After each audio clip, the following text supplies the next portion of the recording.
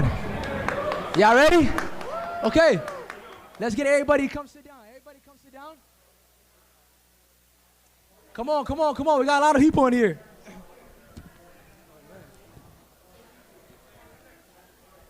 Come on, everybody. There's a lot of seats, man.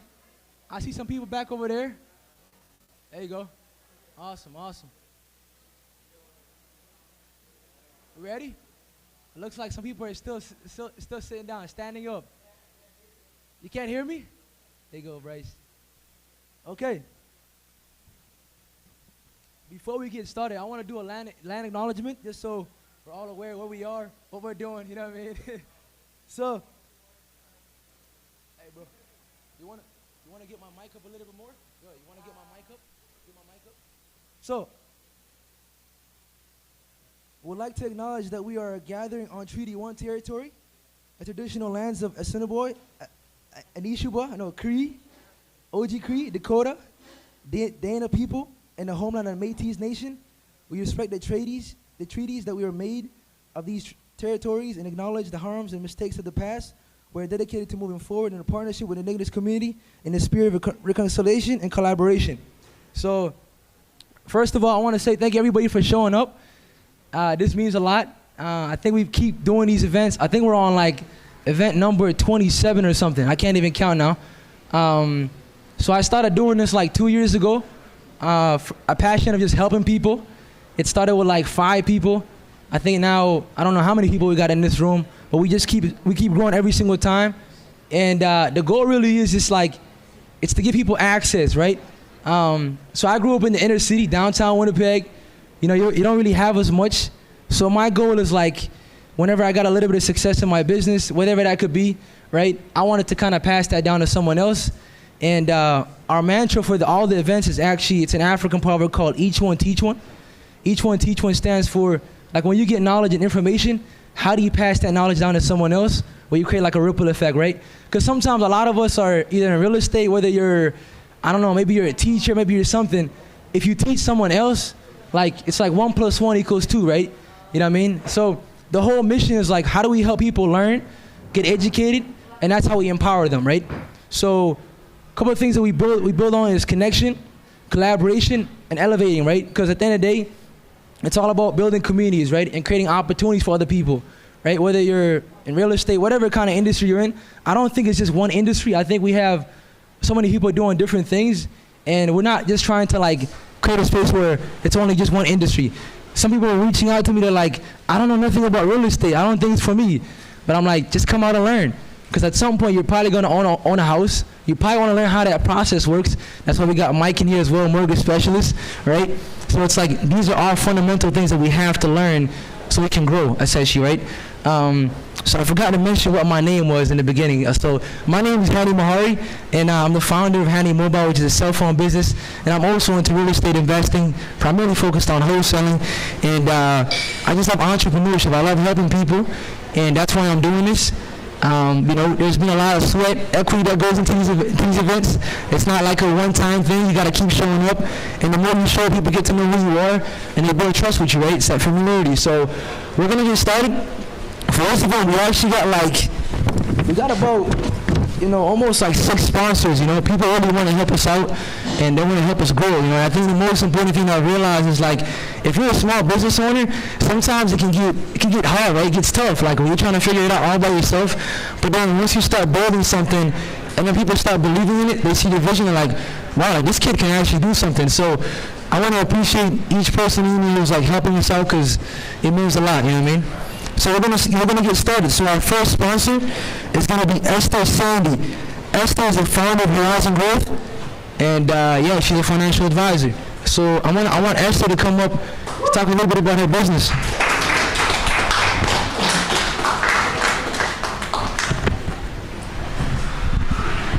Esther, thank you so much. Thank you. How about you just stand up? Okay. So what's up? Good. Just talk to them a little bit why you're sponsoring, a little bit about your business. Hi, my name is Esther Sunday, the CEO and founder of Horizon Growth. I started this mission 10 years back but Horizon Growth has existed for the past 3 years. So our objective is to help business owners, entrepreneurs, real estate investors to protect their wealth while they're growing it and transferring in a tax-efficient way. That's what we do to help people. And this room is full of real estate investors, and most of us focus on acquiring properties.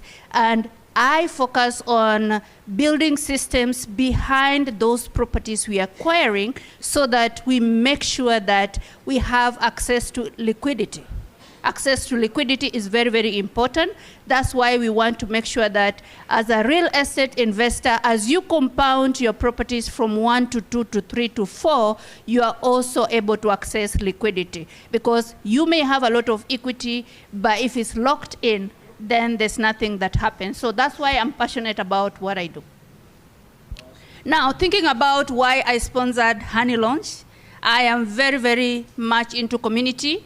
I love connections. And that's why when you see someone who is putting all of us together to learn from each other, we benefit from one relationship that compounds into a partnership that compounds into a deal eventually. That's why all of us are here. We are knowing each other and connecting each other, and therefore we are doing something powerful in the community. That's why I'm passionate about partnering with Hanny Lounge to bring these events to success. Thank you so much, Esther. I really appreciate it. There you go. Esther has been a big supporter. She's helped us out in a lot of our events, and you connect with her one-on-one, you'll get to find out she's very nice women, like very, very nice. Okay, next up we have Awad plus Daniel, the founders of Everest Commercial Cleaning, and yeah, so Everest Cleaning. There you go.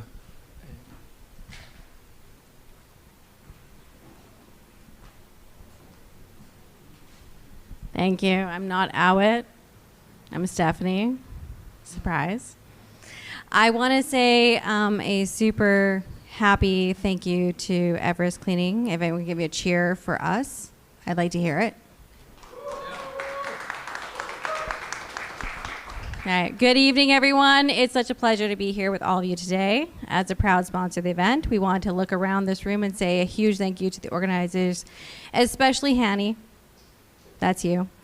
And all of you for dedicating your time to building a stronger community here. If you don't know us, we are Everest Commercial Cleaning. A local business and major facilities have trusted us to keep the operations clean. We built a reputation for reliability, trust, and a standard of cleanliness that sits right at the top. So we all know that is right here. Okay? But lately, we've been listening to our clients, our partners, and our friends in the industry. And they have asked us the same thing. We love what you do for our business, but what can you do for this in our homes and our investment properties? Well, we listened and we introduced Everest Residential. We know how much pride you take in your homes and residential investments. A home is just a building. It's a sanctuary. It's the biggest asset. It's a place where life happens. But let's be honest. Finding a residential cleaning service to consistently reliable throughout, detailed, and completely trustworthy. Wow, my voice just, wow. Okay. Thank you. That was, now I want to start over. Completely trustworthy can feel like an uphill climb. That's where Everest comes in. We're taking a heavy lifting and professional training and elite standards. We use commercial world, and we are wrapping up a friendly, reliable service designated just for your living spaces. When you welcome Everest into your home and your property portfolio, you're getting more than just a quick tidy up. There's 3 things. You're getting commercial grade standard, deep cleaning precision, and that keeps your investment truly healthy and looking absolute best. A team that you can trust. Fully bonded, insured, and generally friendly professionals who treat your space with the utmost respect. Peace of mind. We handle the details, giving you back the most valuable asset, your time. As a proud sponsor of this event, you will see that there is a gift bag at the end when you can leave. I encourage you to take one. If not, take one for me. Supporting the strengthening community has always been important to us. We're excited to continue growing alongside the communities as we serve throughout Evers Residential. The same commitment and excellence has earned us the trust of business, and Major Facilities is now helping homeowners and property investors maintain it clean and healthy and well cared for their spaces. Now I want to bring some attention to the ownership of this company. There's Johannes right here. Everybody clap for him. Give him some happiness. There's Danielle. Give him some, come on, give him some happiness. And Awit is probably hiding somewhere. Awit. Oh, there he is. There he goes. There's the owner of the company. We're so excited to be a part of this, and we're so excited to be a part of your community. And more importantly, please come and talk to us at any point. We're happy to help you. Thank you so much. I really appreciate it. That's Everest Cleaning right there, man. Check them out. So, next up, we got Ken Rudder. If you guys know Ken, a real estate investor. Who doesn't know Ken? There you go, welcome. Thanks, Hanny, and thanks for having this event with all these fantastic speakers. I'm Ken Rudder, also known as Ken the Wooden Tie Guy. So I have buy and hold investment properties. I have some flip properties. I also have farmland. I farm. Some people will accuse me of being a professional networker. I don't mind that, but I'm here to learn, same as everybody else, and I'd love to have the opportunity to sponsor to help everybody learn and provide this opportunity. Thanks, Hanny. Thank you so much. I appreciate it, Ken. It means a lot, man. Yeah, and then we got also another sponsor is the venue. Encore is actually helping us out. If you see Encore, this is a huge space. I mean, what can you not do at this space? You could probably host an event. You probably want to throw a party. You could probably throw a party as well too, right? So there's so many things you could do at this event. So we want to thank Encore.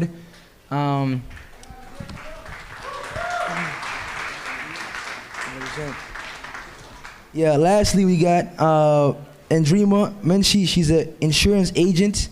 So we want to thank her as well too. She's not here today, but she couldn't make it. So we want to thank Andrima.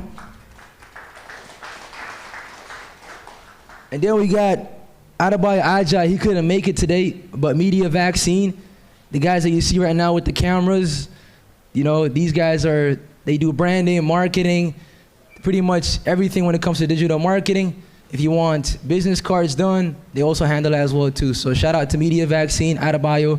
Thank you so much, man. I'm gonna take this. Okay. So now we're gonna get things into it, man. I'm gonna call up the speakers, and then we're gonna do this talk, man. We're gonna break this down. So we got first up, we got Jason Andrews, founder of Andrews Properties. He's a real estate investor and entrepreneur who left his corporate career to pursue real estate full time. He focuses on house flips, burrs, projects, strategic renovations, and off-market opportunities across Manitoba. Welcome, Jason. Where you at, man? Yes, sir.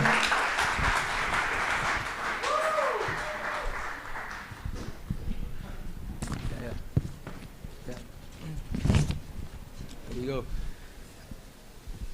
Okay. Next up, we got Bryce Kaminsky. Bryce is a real estate investor, entrepreneur, educator, over a decade of experience in branding, media, and real estate investing, passionate about community building and creating opportunities to real estate and media. Bryce Kaminsky. Man, I think he's been in the game like 10 years plus. I can't even stop counting, man. Okay. Next up, we got Marlu Merilles. Marlu. Founder of Lou Buys Houses. He's a Filipino-Canadian real estate investor and entrepreneur. He built a 7-figure real estate business through wholesaling, flipping, rentals, and off-market deals while raising a family and inspiring others to build wealth and legacy. Marlu Merilles, man. This guy is hungry, man. You know Marlu? He's always staying hungry. There you go. Okay. Lastly, we got Addison Herosian. I think that's how you say your last name, bro. He's a realtor, an investor plus developer with Real Broker, a Winnipeg-based realtor, investor, developer, a top producing agent with Real Broker. He's helped hundreds of clients build wealth through strategic buying, selling, investing, and development, a recognized voice in the Manitoba real estate industry. Man, that's very good, bro. Yeah. It's all facts. All facts. There ain't no ChatGPT, you know? Okay. Lastly, we're actually going to bring up David Thompson. David is going to just give us an update on the market. He's going to tell us about what's happening in the real estate market and just give us a little bit of an update. So I want to welcome David Thompson. David is a real estate agent. He's been in the game for over 30 years. This guy is someone that I'm always talking to every single day now. I realize with David, and he's just someone that always wants to help the next entrepreneur. Welcome, David. Thank you, Hanny. Thank you for having me. So Hanny has asked me to do a market update. I've done many of these, and I would say the short answer on the market update is the market is as strong as it's been in probably 20 years. We're in a very strong seller's market. So anybody in this room, if you're looking to get into real estate, which I'm assuming you have some interest if you're here, that means if you acquire a property, whether you're going to hold it or flip it or wholesale it, your chances of actually moving it at a profit are quite high because supply is low and demand is very strong and has been for at least 20 years. And if somebody ever wonders whether or not investing in real estate in Winnipeg is a secure and a valuable thing, of course, no one knows the future, but this is what's happened over the last 50 years in the Winnipeg real estate market in terms of prices. So they say that track record is no guarantee of the future, but what else can you go by? Well, the track record in Winnipeg is this. Prices have only gone almost exclusively one way. So the market update is still very strong. I just want to say one other quick word if I can, Hanny, and I was thinking about this before I came here. You know, the Hanny Lounge, the concept is community, it is networking, it is helping each other. Another word that I thought about was leverage. You have some incredible leverage in this room. Leverage is the process of being able to utilize either technology or what's in people's brains or friendship or networking.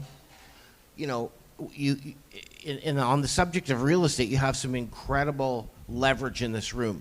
I mean, as Hanny said, I don't know anybody that's really been involved in more flips than Bryce. Marlou, of course, he's killing it. But Marlou is killing it not only in the actual transaction, but in marketing, which is really a big part of all businesses. Addison, a young guy, young realtor, he's also been killing it. I mean, some people say he's the second best realtor in Winnipeg. You have Mike Schroeder, great guy for money. So really anything that you need in this room to grow your business, to shortcut your growth, to do it faster, is in this room through the power of leverage. So the best of luck to everybody, and thank you very much for having me, Hanny. 100%. David, thank you so much, man. My papers are falling off. But like David said, man, David has been in the game for so long now that you kind of forget.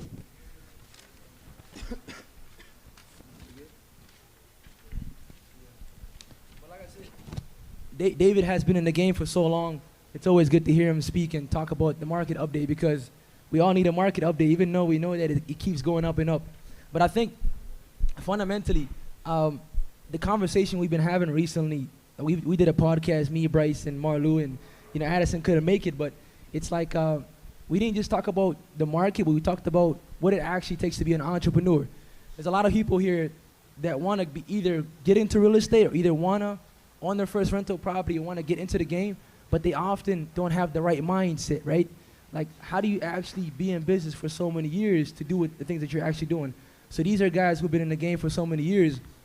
So my first question is going to be around just the mindset piece around how they actually got into the game. So the first question is, what was the first deal you ever did, and how much did you actually know going in? Jason. You can keep that mic. Yeah, well, first of all, can we just give it up for Hanny? I'm just like,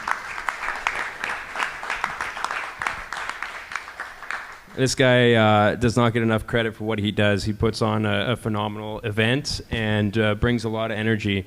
I remember maybe like 3 years ago, I think the first time we connected, I forget where we met, but you reached out on Facebook and we were chatting, and just to see your growth from then to now, I can't think of anyone more hungry and motivated than you. So yeah, it's been huge.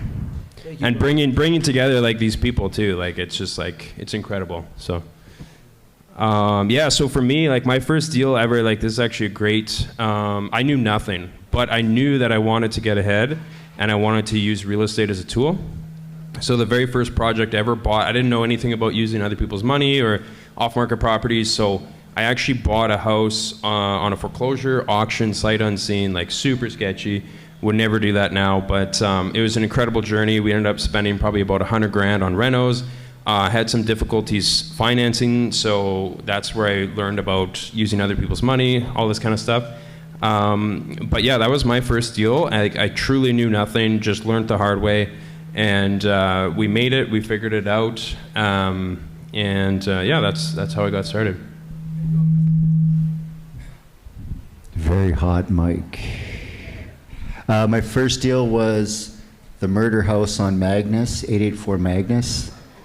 I learned that day that you got to Google the address of the house you're buying before you buy it. Yeah, I didn't, I was like, I think I was like maybe 4 or 6 weeks in. It eventually sold, but it was very weird and it took a long time and we lost money on it. But sometimes you don't necessarily, you want to make money, that'd be awesome. But the losses and the mistakes less and less every year. So if you lose early on, don't give up, keep doing it. You don't always make money, right? So my first deal was a rental property that I wanted to buy it and make it as a rooming house because it was closer to University of Winnipeg. And I didn't know anything about real estate at that time. I just wanted to get started and, you know, buy a rental property because I read Rich Dad, Poor Dad, right? Who have read Rich Dad, Poor Dad here? There you go. So that got me excited and I thought I was gonna be rich as a landlord, but I bought it in February of 2020 and we all know what happened in March of 2020. COVID hits. I only got 2 student female and that didn't work out. So after 3 months of owning that property, I wanted to sell it. But I knew in the back of my head, there's something more into real estate. I know that there are flippers. How do they make money? So I didn't quit. I didn't sell the property, even though I told my wife that I'm ready to sell it as a loss. But I ended up, you know, buying Black Card University program, and that turned my life 360 around, and I'm here today because of that.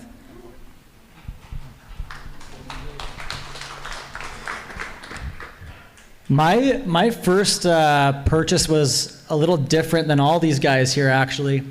Bought my first house it was 2014? 2014, I bought my first house. And I was a 23-year-old young guy that out of high school, through high school, in university, I was very interested on how to make money work harder, or like for myself, right? I always had this weird brain and I'd sit in the back of class in grade 12 economics, figuring out how do I take money and make more money with that money. And I remember grade 12 economics class, it was like stocks. Okay, we played with stocks and how to buy stocks. And through that process, I stumbled upon like real estate investing and wanted to learn more. So my long story short is it was grade 11 and /12. I wanted to learn more about real estate investing because I heard so much about it at that time. There was no Twitter then. There was no podcast. It was like iTunes Radio. So I was like, hey, where do I find this information? So I searched information myself, all self-taught. My parents never did real estate. But I went into it, the first deal that I bought, I said to myself, okay, I'm just going to save up for 5% down and buy my first house and pretend I'm going to live in it. Sorry, Mike, Mr. Mortgage Mike, you know, you have to frown upon that, but pretend I'm going to live in it, rent it out, and I did that twice. I did that 2 times. I put 5% down, I rented the property out, and I was like, holy shit, this is easy. I mean, 2014, I could buy stuff for $200K, and I was renting for like $1,800 a month. It was awesome. And that's what got me started in it, and I wanted to start in a way that it was going to be easy, where I didn't turn myself off of it. You know, I was afraid, and I knew some of the processes of BRRRRs and renovations. I was afraid if I got in over my head early that I would fail and then not want to get back into it. So my brain was always, hey, I was working multiple jobs, I was busy and whatever. What can I do to make me do this, that I'm going to like it and make sure I do like it, and in worst case I can sell the property if I don't like this. That's exactly what I did. And then fast forward, I refinanced my first property to buy my third, and then saved up 20% down to buy my fourth, and then by the fifth I started learning more about, okay, yeah, I'm building networks here. Now let's start looking into the BRRRRs and going more down that road. So that's kind of my quick story. No, man, that's the one right there, man. Addison has been in the game for a long time. It's a long time, man. Yeah, you were talking about like just the self-doubt or people just not really believing in you. You know, when you get 1 or 2 or 3 deals. So I want you guys to kind of elaborate on that, because a lot of time when you get in this game, you don't really know if it's gonna work out. You don't even know what you're doing. Like, you're taking a risk, massive one. So what did the people around you say when you told them you were getting into real estate? I guess I'll start. We'll work back. I bought my first property. I was working multiple jobs. I was in school to be a teacher, actually.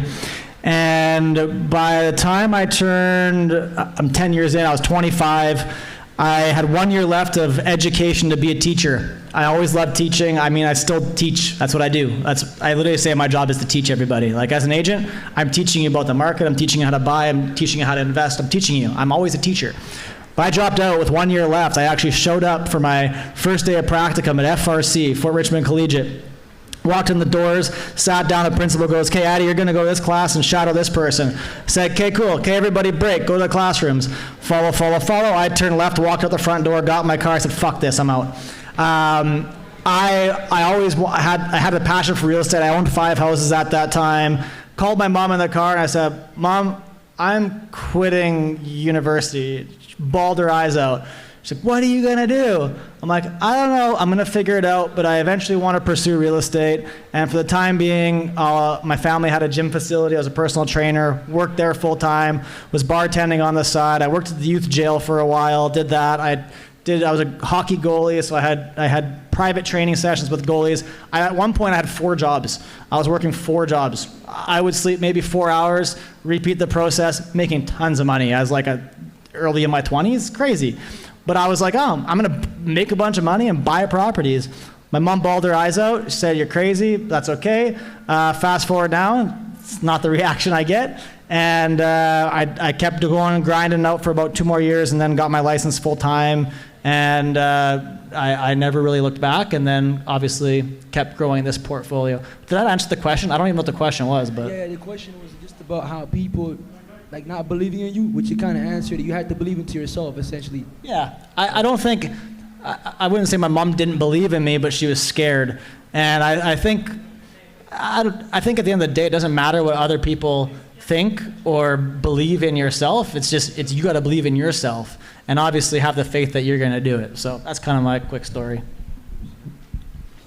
Yeah, so for me, before I got started in real estate, I was working a full-time job. Actually, one of my coworkers here, and also my long-time friend. So he's seen me from high school until now, and he's still my friend. So before I got into real estate, I was just doing some, hustling. I was selling some Filipino street food, and then it wasn't working out, so I wanted to do something else. And I just thought about real estate, that it's easy, you buy rental properties and you make money. So when the rental property wasn't working, I figured I needed a coach. But then I didn't tell anyone beside my wife, and I accidentally told one of my coworkers that I hired a coach, and I paid $20,000 for it. And he's like, "What are you doing? You could put that money and buy another rental property." I said, "Dude, what are you talking about? This guy is going to help me and teach me how to acquire property properly and fix it and sell it for profit." So after that, I was reading books while I was working, and then there's people, walking back and forth, and then there's one guy, he stopped and said, "Hey, what are you doing and what are you reading?" I said, "I'm reading a book, obviously." And he's like, "What is it about?" I said, "Real estate." And then he laughed at me and said, "You will never make money in real estate." And I looked at him, I'm like, "Are you sure?" He's like, "Yeah." So I'm like, "Okay, watch."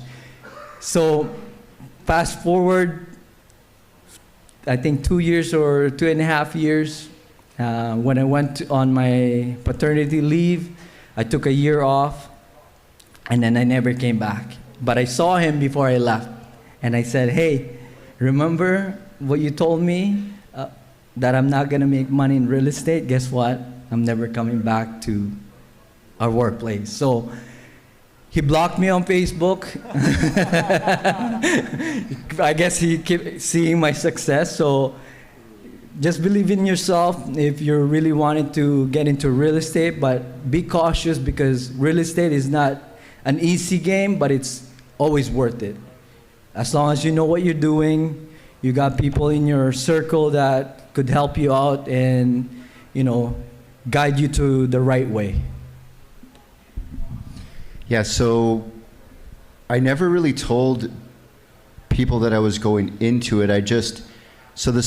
It's kind of a long story arc, but who here knows Stefan Arnio? Put your hands up if you know Stefan Arnio. A couple. He's been dead for a few years, but he used to run a company called Black Card, and I was part of the University of Manitoba Band Association with him. We started it so we could put our posters up at university and get away with it. And then years later, maybe it had been 5 or 6, maybe 7 years later, he just had a little post on Facebook, said, "Looking for an acquisitions person." So I had done no real estate. I hadn't bought anything. I knew absolutely nothing. I'd never got a mortgage, nothing. I just went straight into it. He's like, "Do this." And so these guys have taken some hard knocks. They just went and did that. Whatever amount of knowledge that they had, they just went out and did that. But I started with a coach right at the beginning. So I had no ability to have self-doubt. It was like, shut up and get back to work.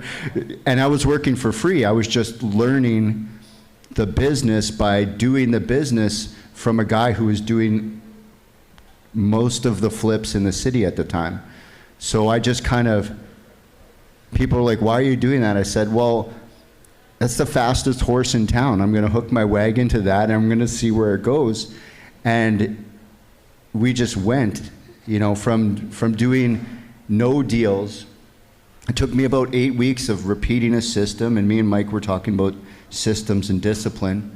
But it took about 8 weeks to get the system down, and then from there I acquired 9 properties in 9 weeks. And so it wasn't just like I bought one and then I bought a rental, and I was straight into investment, straight into acquisitions. And to have a coach in your corner, if you're seriously thinking about getting into this business, you can end up buying a rental that you want to quit, and you can end up getting stuck maybe at 2 or 3 or 4, or putting 5% down.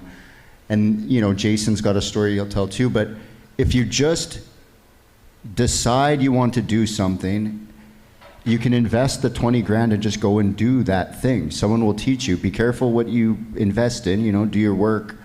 But you can buy these systems boxed and just do it. I was able to work for free in exchange for that education, but I had no ability to be like, oh, I'm not feeling it, I'm gonna quit. And there was definitely times where I wanted to quit, where it wasn't working, but just repeating the same system and doing the same thing, and eventually it clicked, and it's been a decade now. So if you really want to do it, get some coaching, buy something. You know, the price has come down on coaching. If you've seen online, $297, buy the whole thing, get it right now.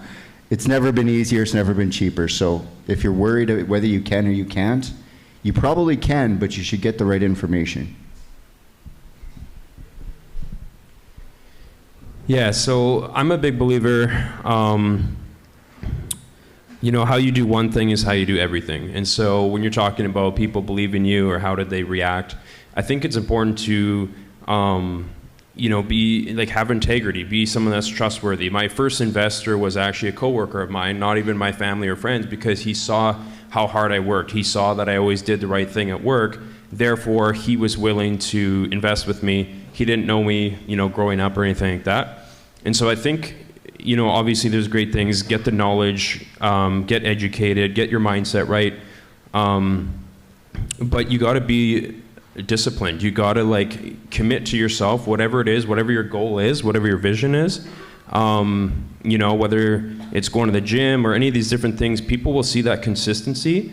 And, you know, we have social media, all these other great tools. So as you start posting about it, people will see that this person is consistent in whatever they do, and therefore they will invest in you. Maybe not the deal itself or whatever else is going on, but it's going to be a lot easier to get into real estate and raise some money or find some deals if people trust you, they believe you, you know that you're someone that does what they say they'll do. And so I think, you know, for anyone here that's considering getting into it, you know, already start building your brand, already start being that trustworthy person that in 9 months when you have your first deal and you're trying to raise some money or whatever strategy you're doing, you're going to have no issues. Like even someone like Hanny, right? You got this room full of people because people want to be around you, right? They trust you. And so that's going to springboard you into whatever you're doing going forward. And so, yeah, I think for me, like, I didn't really have any flack or anything like that. I had success in my career and other things, and so real estate was kind of a natural thing. But definitely you got to be the person that you want to be to do it. 100%. I think everybody has great answers. DKG? No, I think everybody has the right answers. What Addison said, Marlou, people just not believing, you know, Bryce and then Jason. I think mine is completely different, where I come from a third world country, a place like Sudan. You know, people like us don't really know much about entrepreneurship. People don't even know these things actually exist. So we have like the old mindset, you know, work hard, get a job, go to school, right? And so when you try something new, there's automatically a limiting belief to that, right? But I think how I've been able to kind of find some success for me is being around people like Bryce, like Marlou, because I'm a big believer your environment shapes your reality, right? A lot of people want to get into real estate, but like Bryce was saying, they don't want to hire a coach. They want to go on YouTube, they want to watch a bunch of videos. But really what I realized is like being around people and their energy, like how they actually act and the things that they do. Like Jason was saying, they're disciplined, right? And so growing up as a student athlete and playing basketball, I already had a discipline. I was already putting in the work. But being around guys that are actually doing it, that also inspired me as well too. So there's no shortcut though for sure.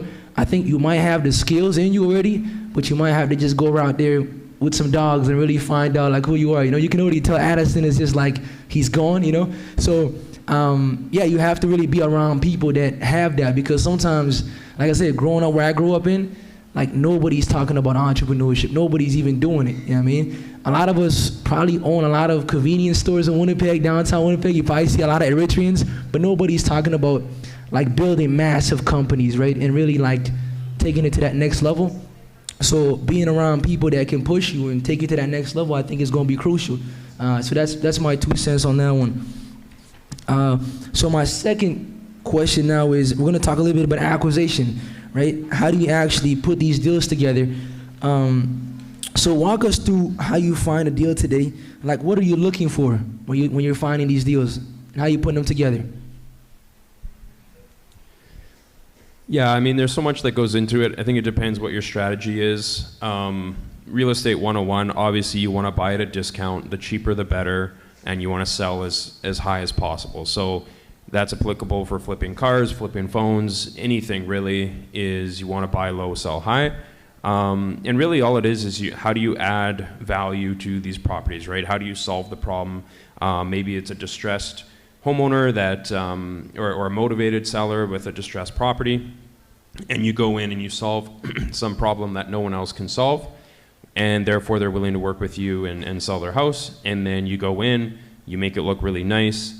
If you're flipping it, you want to make it into like a commodity where someone walks in and they feel something, right? It's not the same as every other house.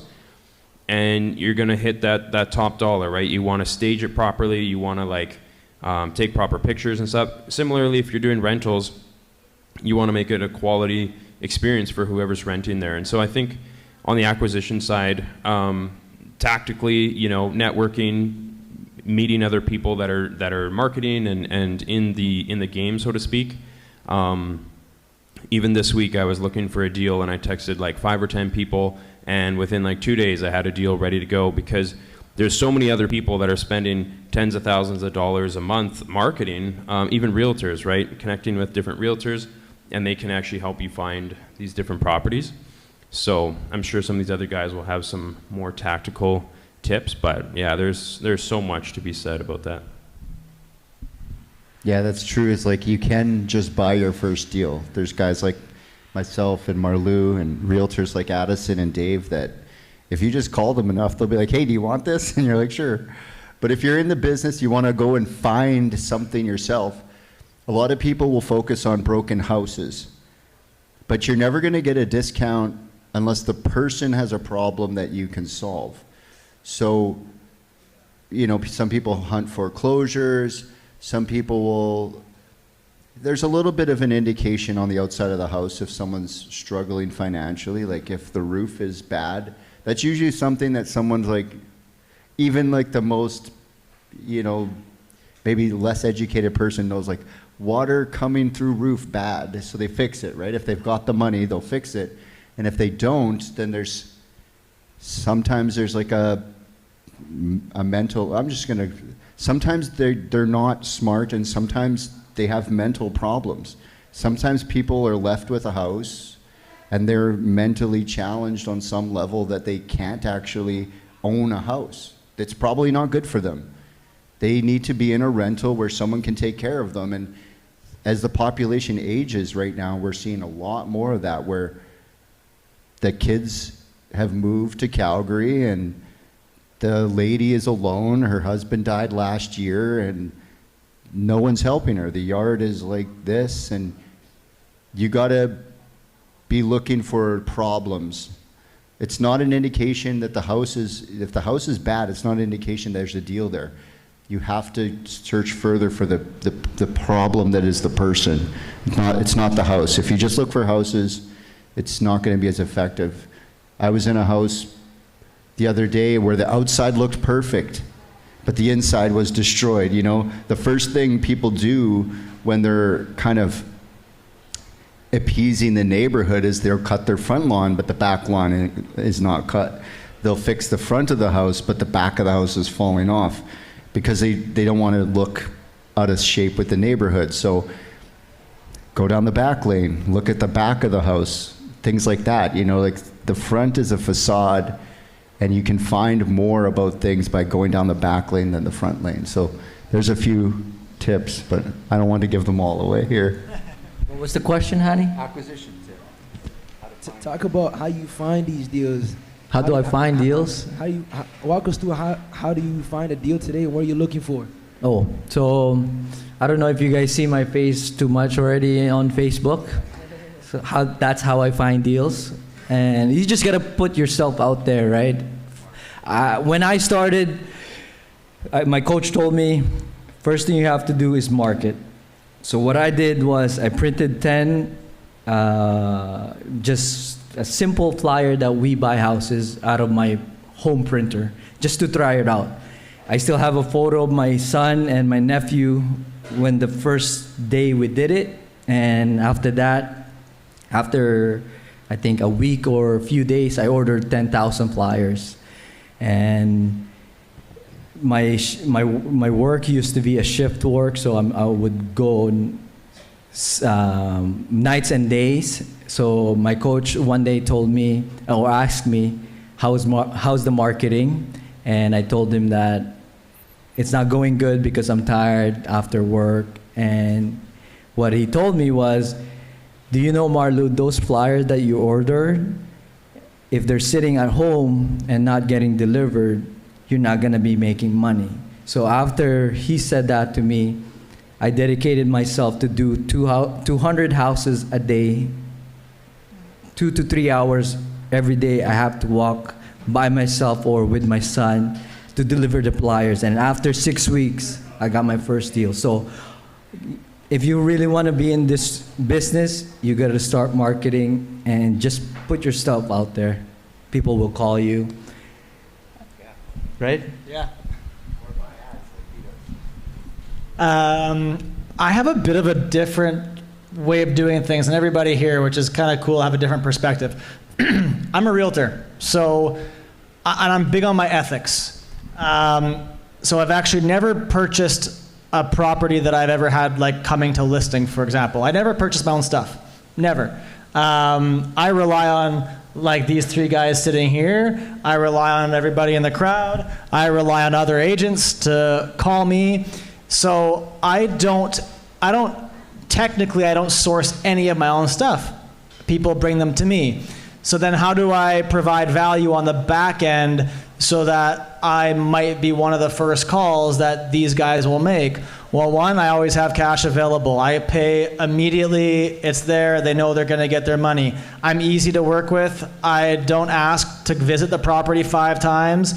Honestly, I can't even tell you how many places I've bought that I've never seen till possession date now. That's just how I roll, but I guess when you become super comfortable in it, it becomes easier to do that. Also, the more money you have, it becomes easier to do that because, hey, if I take a loss on something, it's okay. I'll make it back on somewhere else. Like, I'm a big on my numbers. I'm volume. Like, hey, if I lose 2 but win 3, I'm still ahead, you know? So that's just kind of how I do things, also because of the position that I'm in, that, hey, I want to make sure I'm doing everything ethically.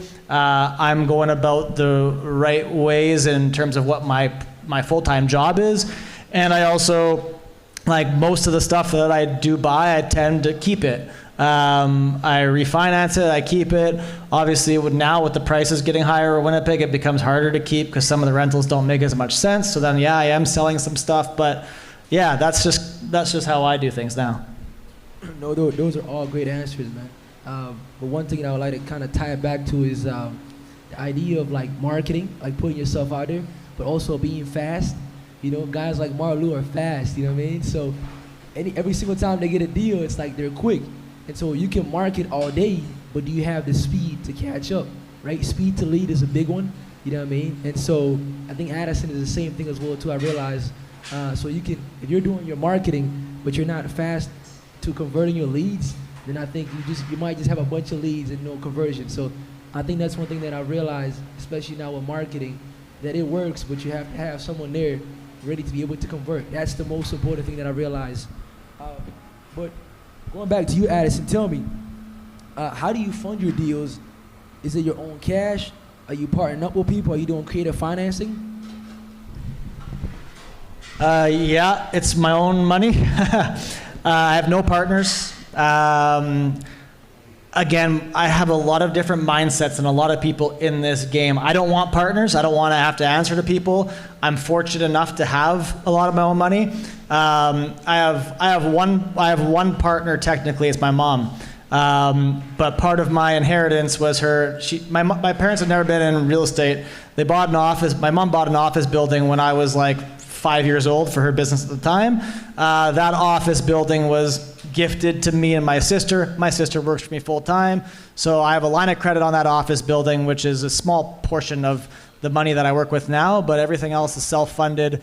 I just hunt for as much as I can leverage as possible. That's what I do. When you buy stuff at a young age, and this is almost 15 years now of owning property, the leverage increases. So leveraging is what this whole, I believe, is how you make the most money, because I'm just borrowing money from the bank more often than not, and I'm regurgitating that money. And I don't buy too many fancy, expensive things. I live like a pretty normal life. But like even my personal house, I spent a ton of money on my personal house in the last 5 years. And guess what I've done? I pulled money out of every single dollar that I put into that place, and I've gone and now just reinvested it into buying more properties. So there's different ways to do things in my life, but still access funds. And that's how I do it. But I also have private lenders, so if I need some financing on a single property when I buy it, yeah, they'll lend me 80%. I got to put up down payment, and that's how I do things. So for me, I borrow money, especially when I started. And nowadays, I use my money and some of my investors' money. But most of the time, because I don't do a lot of flips, so I could use 80% of my money and then 20% from my investors. So then I only kept, I think, 2 or 3 nowadays. And the rest, I just didn't take their money anymore, because I used to raise 10,000 to one person, another 10 to another person, 20,000 to another, sometimes 5K just to get the deal going, right? But nowadays, I build enough cash for myself, so I do my own deals. So I primarily wholesale property, but in the last couple of years, instead of taking on the risk and management of deals, I will, let's say I'm gonna first of all, who knows what wholesaling is before I talk more about it? Buy a can of Coke for 50 cents, sell it to the convenience store for 75. They sell it to the customer for $1. So when I wholesale property, if let's say I was gonna sell a property for $10,000 on the front, I'll say, look, I'll sell it to you for $5,000 on the front, but you're gonna pay me another 10 when it hits the number that I say that it's going to hit, because I'm confident in the after repair value. So I'm not investing and putting money into deals so much as I'm taking my confidence and I'm betting on my product with the partner who's going to go and raise the money and do the thing. And then when it finally closes out, I can get an extra, $5,000 or $10,000 on something if it goes really well. So I partner with my buying clients sometimes when there's an opportunity to do that. Some people don't want to do that, but if there's an opportunity, what I'll do is I'll reduce my fee and I'll put maybe twice what it would have been at the back. And they're like, oh, it's never going to hit 350,000. Then it goes for 370, and I'm like, knock, knock, knock. Where's that money? So when I do raise money for deals, it's with guys like Mike, where you buy 70, 80%, and you put down 20 or 30% of your own capital, and then you bring in someone else for the renovation. So a lot of us think that we have to bring all the capital together and have it all cash. You can. It's a lot easier having no partners. Trust me, having partners is not always easy. That becomes a business of its own. But it's very possible to raise all the money to buy real estate because you're buying it at a discount. You've got a plan. You can make money on it. Everyone can see that. And if they trust that you can do that, you can get all the money to do this thing. Buy all the money, buy all the renovation money, do the deal. Everyone gets paid if you do it properly. But you can buy all the money. You don't need any of your own. But if you're just wholesaling, try partnering with someone to get a little bit extra. We'll go to Jason. Yeah, I think there's so many different strategies and ways to do it. For myself, I've done quite a few different things. I've done some joint ventures. I've used mortgages at the bank. I've used my own line of credits on my house. I've used some hard money lenders before. So I think the big thing is, like, if you buy a deal that's good enough, you will always be able to find money. Like, it's harder to find a really good deal than it is to find money. Usually if it's a good deal, the money will follow. It just depends. You might have to give up a little bit more of your profit to incentivize someone to give you that money. But yeah, it's one of those things, kind of the chicken egg thing, right? When you're trying to get into your first deal, do you need to have the money first or the deal first? And I kind of say you look for both at the same time. Let people know what you're doing, what you're interested in. See if you can find someone that would want to partner with you. Maybe you have some equity in your house that you can leverage. Talk to the bank. There's all kinds of different ways to do it. But yeah, I don't think there's any wrong answer. No, 100%. As y'all heard it here, people are looking to buy houses. So, you know, yeah, maybe you want to hit up Addison. If you got a deal right now, you know, all cash. But yeah, man, these are some great answers. So my next one is, what's a deal you almost lost and what saved it? What's a deal that you almost lost and you know things just pick back up? Almost lost as in like losing money or losing the deal before it even started? Yeah. So essentially, you almost lost, but you were able to essentially break even or make some money on it. Can I make my own, like a slightly change the question? So, well, I've never lost money on a deal before, but I have a deal right now that's like, I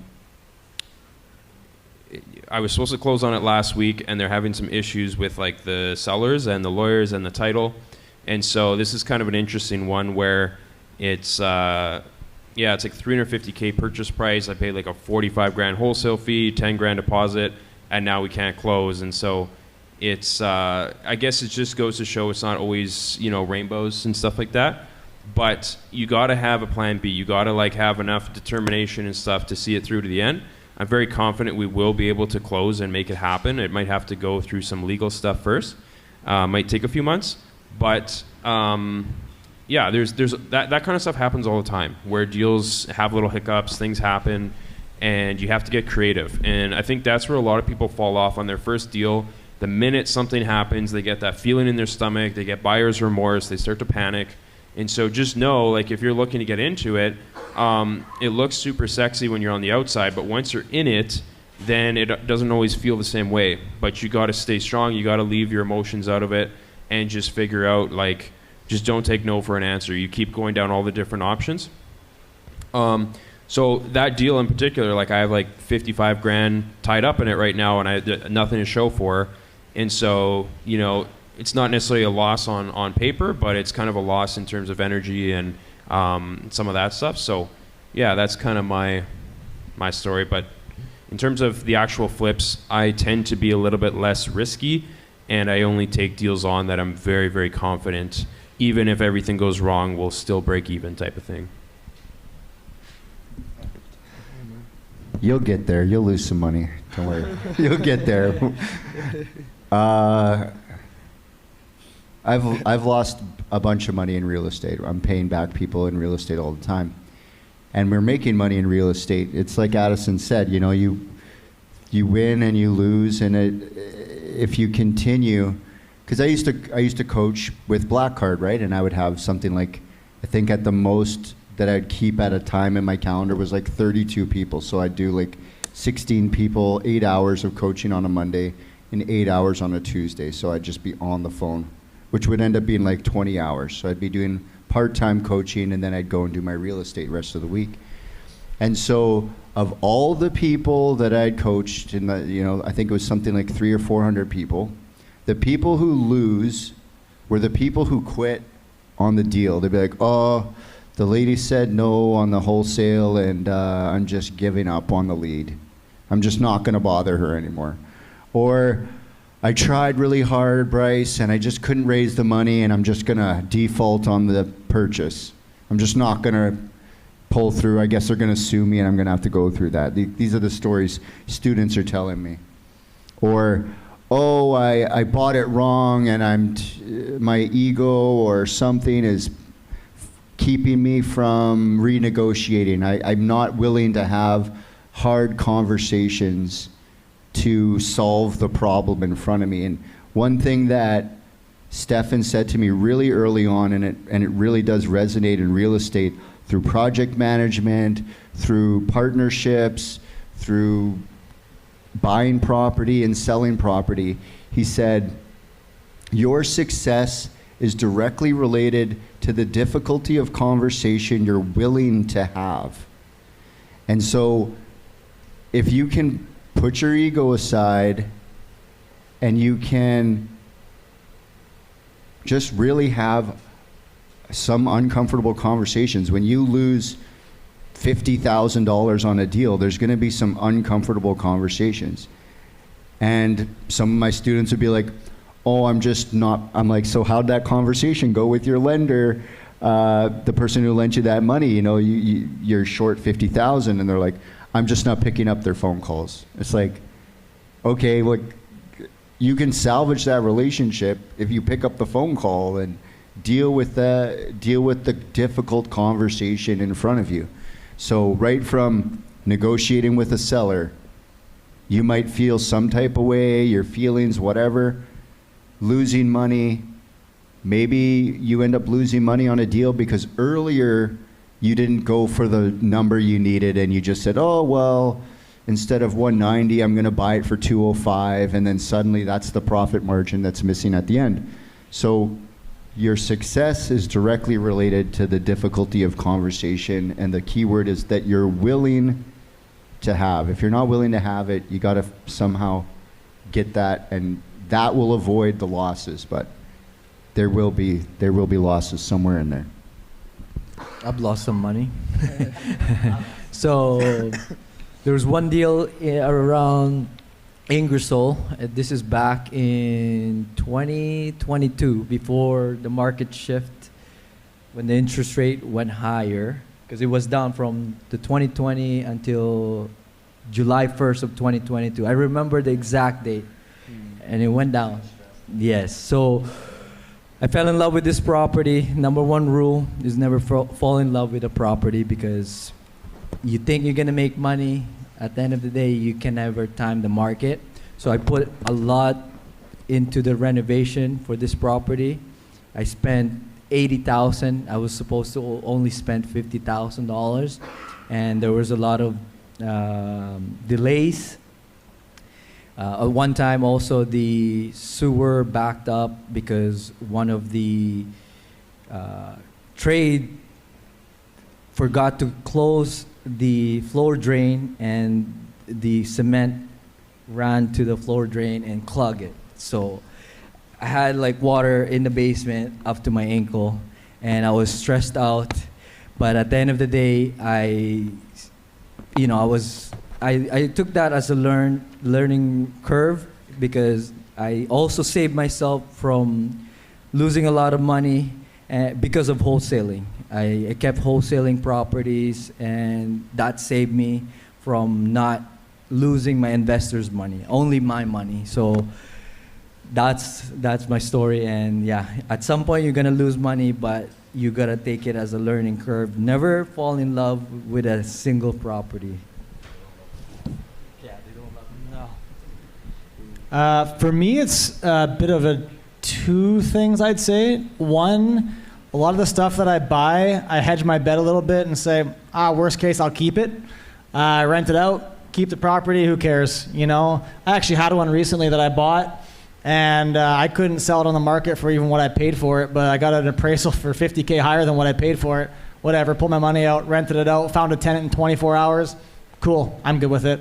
Like, that's kind of my philosophy on some of that. And then obviously too, I think having money, I was talking to somebody earlier, and the stress, some of these stressors, I mean, at the end of the day, it really comes down to money. Like, you have a basement flood. If you don't have the money to do that and insurance isn't covering you, yeah, that's going to be super stressful. I renovated an 8-unit apartment building in Niverville, top to bottom, to the studs, everything. Big rainfall, what happened? 4 units in the basement, fully flooded last week. All good. Insurance covering it, but like, whatever. Thank God I had insurance. But even if I didn't, it's like, okay, it's kind of the cost of doing business. So that's why I always say, you can get into this full time like these guys have. They've worked very hard to get into it. But if you want to just kind of dabble, well, yeah, keep your high paying day-to-day job, and that's going to be your leverage point to purchase and do this. That's kind of how I do it with being a realtor. Is that's my money, that's my that's what feeds my stuff. So keeps the stress levels down a little bit when you're okay to put money into property knowing you're going to get it back later anyways. Who cares? Just sit on it. 100%, man. It looks like you got a lot of properties you own, man. You just buying these deals left and right. Just a couple, Hanny, just a couple. Okay. I got another question now is we're going to talk a little bit about like wealth building. What does it actually look like? You know, a lot of people want to build wealth with real estate, but I think everybody has a different perspective on building wealth, wholesaling, flipping, right? Different active income. So what's one thing everyone in this room should do this like in the next, like let's say 90 days or in the next month if they want to get into real estate? And then also talk about how do you look at real estate as like a long-term wealth play versus just flipping for cash? You know what I mean? While you're just making money wholesaling, like how do you look at it as like a long-term wealth play? And what should someone do to get started in this business? Yeah. I think your question is exactly why I got into this. You know, I'm doing this. I have 2 kids, wife. I do this, and I'm growing this as a generational wealth platform. That's what I'm doing this for. I didn't get into investing in real estate and buying real estate to get rich. And rich and wealthy are 2 different things. Being rich is like, okay, well, and different perspectives of it. But for me, being rich is, okay, tons of money right now, go fly on private jets, do what you want. Wealth is different. Wealth is something that's handed down through generations, and it's built up. And I don't typically buy and keep these properties. I don't buy them and keep them to make money today. Some stuff I sell and I do make money today, and then what do? I buy more stuff with it and basically try to keep as much as I can so that my kids have something that I'm passing down to them, and I'm building something for my family. And I'm fortunate to be able to have a wife that can stay at home and be a stay-at-home wife and mom, and so that I can grind as much as I do. But that's my definition of wealth is taking care of my family, and that's ultimately the reason why I'm doing this. Was that the question? Yeah, 100%. Addison, also tell them too, like, how do people get in the game? Because some people want to learn wholesale. Some people want to become a realtor. Tell them a little bit about your platform, what you're building with Real Brokerage, and you know what I mean? Well, you know what I mean? Because someone wants to get into this game. Like, they always, you know, you always have options. Talk about that.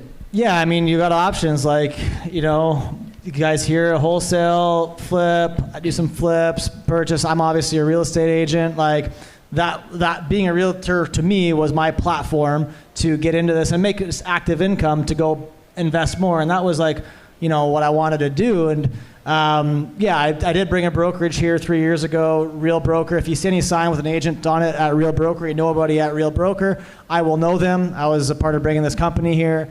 We are now the biggest brokerage in the province by agent count and productivity in 3 years. And Real is a publicly traded company. They just purchased Remax. You probably saw the announcement a few weeks ago. Almost, it was an $850 million transaction. So, you know, I hedged my bets. I used to be a Remax agent. I hedged my bets bringing this here 3 years ago that I wanted to be the future of real estate and get into the next big thing. And I think I hedged my bets pretty well, and that's part of what I did. But yeah, if you ever do want to become a realtor or talk about becoming a realtor, there's a couple of other agents in the room here. You know, I'm happy to answer your questions, tell you the good, the bad, the ugly. You know, it's David will tell you too, it's not the easiest job in the world. My phone as I'm sitting here right now, it hasn't stopped vibrating, but hey, that's the life that I chose, and that's what I love to do. So, you know, it's demanding on your time, it's demanding on your family, it's demanding on a lot of things, but I also think it's as demanding as you want it to be. So, and I think that's kind of the life that I want to build, is I want to be able to do what I want when I want.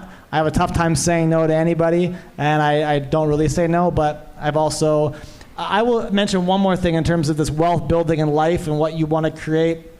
When you get to a certain spot, one thing I had to do 5 years ago, around when Merilles was losing his shirt on Ingersoll, around there, delegation is a huge thing in my life now. hiring good employees. I know Jason's going through this right now. Hiring good employees, finding good people to help you. Delegation is honestly, if I didn't have, like I have my right-hand man, Max, who does my buyer agent showings now. I used to run around evenings and weekends, 7 days a week, no life before I had kids. And my firstborn was coming. I was like, I got to change this. I can't not be home every day. It's going to affect my life. It's going to affect my marriage. It's going to affect so many things, my relationship with my kids. So, you're eventually going to get to a spot if you grow that you're going to have to learn and find some sort of delegation. So I have multiple full-time employees to allow me to do that. And I'm really big on spending money to create an easier life, but it also effectively helps you earn more. If I didn't have the people doing these tasks that they do for me, I wouldn't be able to go out and do the things that I do to acquire business, find properties, network, sit here tonight, all these different things. So I would say that's kind of my Man, you answered everything right there, Addison. Awesome. Well done, bro. So for me, wealth building, I do have a couple of rental properties. I don't want to have a lot because it takes so much stress, as you guys know. And for me, I don't need a lot of real estate to be wealthy. For me, my wealth is showing my kids. I got 3 boys and a wife. She's a stay-at-home mom, just like Addison, but I got an extra kid. So yeah. So for me, wealth is showing them what I do every single day. Take them wherever I go, and showing them that everything is possible in this world. And real estate for me is just cherry on top. What I want to leave with them is the mindset of they can be whoever they want to be, and they can do whatever they want to be as a good human being. And if they want to build their own business, if they don't want to be in real estate, that's no problem, as long as you build your own business. It doesn't matter if it's real estate or you buy cars, whatever that might be. I told them YouTube, whatever, right? So I want their mindset to be an entrepreneur, because my wife and I talked about this. We could die tomorrow, as long as our kids are set and they have the right mindset. For me, that's wealth building, and that's the best for me. Marlou, touch on what's one thing people can get started with, because right now you're buying, you got enough cash to buy deals, but when you first started, that wasn't what it was, right? If you want to get started, number one, like I said, you have to know the game. You need to know the rules. There's a lot of things. Educate yourself. There's mentors like Manjeet. He has a great course. Actually, when I took his course, before I bought his course, I did Black Card, and when I bought his course, I only bought his course to tap in on his network. But when I saw his video, I was like, oh my goodness, this is better than Black Card. There you go. I'm just saying, because it's really good, because it gives you step 1 to 10. Black Card is like, okay, you gotta do this, go do it. Stephen is not babying you and teaching you step by step. I like how he did it, because that's my personality. I like to go fucking do it, I'm not the guy who's like, okay, you gotta do this properly and do this the way you do it, right? But Manjeet's course is one of the best that I watched and took. So if you want to get started in real estate, you have to know the game and educate yourself so you don't lose a lot of money. It's kind of like what Marlou was saying. Like, I think one of the things you're gonna see, maybe the secret is like get your wife to quit her job, and then you're gonna have to make some money, because like, yeah, I mean, like when you go like to the patriarchy and you just say like, this is me, and then the rest of the family's behind you, like you're gonna figure that out. But the wealth thing, like I'm constantly trying to, like I said to my son the other day, I said, what business are you going to start? You're 6 now. And he's like, I can't remember what he said. I think it was YouTube. I think it was like, yeah, I'm going to start a YouTube business or something. No, he wanted to set up a Skylanders tournament and charge people to be in it, and winner takes all. That's what his answer was. So he's going to, I don't know if you're old enough. We're all old enough to have played Skylanders. Anyone? Ooh. So yeah, anyways, he's really addicted to that. But the idea is that he watches me do my thing, and I encourage him to think outside of the box, and he actually could do that, you know, like get all the kids to put $10 in, and someone's going to make money at the end of the Skylanders tournament. Maybe it's him, maybe it's not, but maybe he could take a fee and actually make money just setting it up. But that's a wealth that you can't really take away from your family. Like real estate can come and go, and you know, all of Addison's portfolio could be worth nothing if Canada becomes a communist country or something. But the mindset that he gets to his kids, and the mindset Marlou puts with his kids, and what I do and what Jason does with his kids, it's like that's the wealth that you can bank on actually surviving. You know, if everything gets taken away, what do you have left? Well, you have, you know, your skills, what you've learned. So in the next 90 days, the easiest thing to start with is the thing that is probably most uncomfortable for everyone here is like sell something. Go and see all the yards in the neighborhood and find a yard care guy and go and knock on the door and say, hey, do you want someone to cut your yard? And I'm not saying you're going to do it. I'm saying you go and sell that. And you say, yeah, $50 and I'll get this guy to come cut it. And then you call the guy who owns a lawnmower and he comes and cuts it for 20. But you got to go and knock on the door and do the sales thing. Watch some videos, learn sales in the next 90 days, and anything that you want to do. Because the first business I ran was a recording studio, and I did it all on word of mouth. And I was like, I'm going to be the best, and people are going to want to come to me, and it worked. But I knew nothing about selling. And when I started working with Stefan, it was sales, sales, sales, sales, sell, sell, sell. And that was the missing ingredient of my first business. So if you want to go into business, whatever it is, learn to sell, and it'll be a lot easier. Because like Addison was saying, I think it was Addison, you got to sell your way out of the problem. 2 out of 3 is you're gonna make it, but you can sell your way out.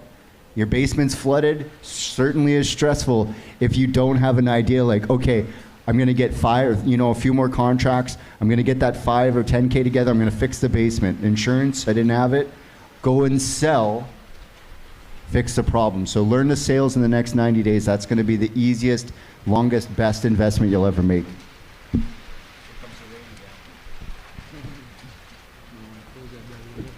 Yeah, so I would be very similar to all these guys. I mean, really, the active income, flipping, wholesaling, it's nice. But the big thing for me, like I want to acquire as much real estate as possible, similar to Addie.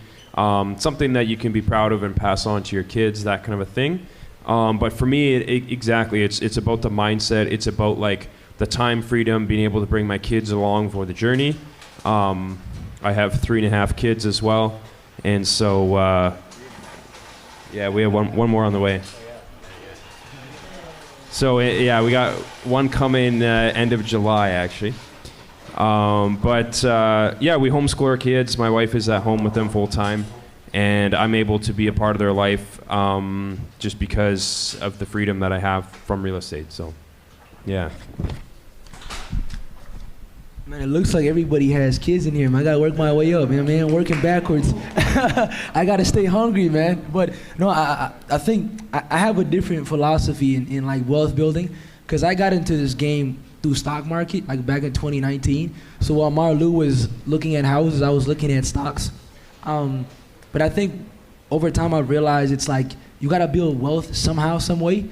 And so you got to understand some sort of game. So for me, I'm big into like stocks. I just feel like if I want to build some sort of wealth, like I want to get $1 million in the stock market, because that percentage of return is, and then it's passive. You're not a landlord. You're not looking at these properties. You're not dealing with a bunch of people. So that's been one of my strategies. Like whatever money I make from real estate, I'm just going to dump it into stocks. You know what I mean? Even though this is a real estate event, you know what I mean? Hey man, it's, you know, I don't gotta manage people as long as I gotta do that, right? But that's my whole thing. And the second one too is like, how should people get started? Well, so I originally started doing this, getting into sales back when I started my cell phone business in 2023. And like Jason was saying earlier, everything is buy low, sell high. Like fundamentally speaking, if you can buy something for $10 and sell it for 20, you just made a $20 profit, right? But for me, what I had to realize, yeah, something like that. I'm not good with numbers, bro. Yeah. I didn't graduate high school, bro. I ain't gonna lie to you. You know? So, but no, I think fundamentally what I realized is when I got into sales, I realized I had to also learn how to do marketing, right? Because at the end of the day, if you got the greatest product in the world but nobody knows who you are, then you just only have a product, right? And I think it's the same thing too.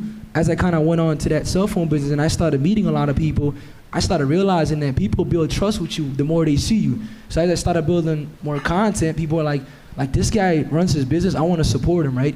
But the more consistent you do it, and I think that just follows your routine. Like how you do one thing is how you do everything. So if I'm in the gym and I'm working out and I'm doing this, people are like, yo, like this guy is serious. I want to do business with him, right? And so the more you start doing that, people start trusting you. So I've been posting content for like 3 years. I don't know if it's made me money, but I've made so much relationships and connections with people, and I've been able to work on the skills of like talking to people and communication, doing podcasts. So I think sometimes it's like, I know we want to make sales, but learn the fundamentals of like the skill set, because the skill sets can pay you for a lifetime, right? And I think Bryce was saying earlier how he was working for free. Nowadays, I see a lot of people, they don't want to work for free. It's like, they just want to make money, but it's like, can you learn the skills of actually talking to sellers, like of marketing, right? Because these are fundamentals that you could take. So the things that I learned in my cell phone business, I just took those things and I applied it to wholesale and real estate.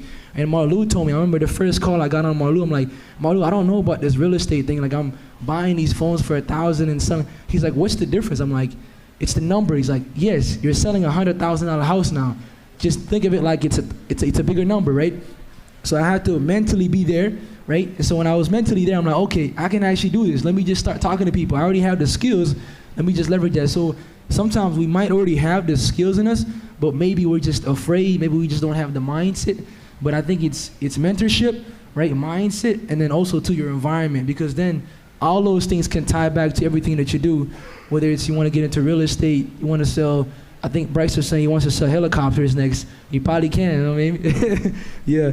So now I want to get into some rapid fire stuff, man. Some stuff that's going, I mean, people want to know you a little bit, just kind of get to know who you really are and what you do behind just, not just real estate, but who you are as a person.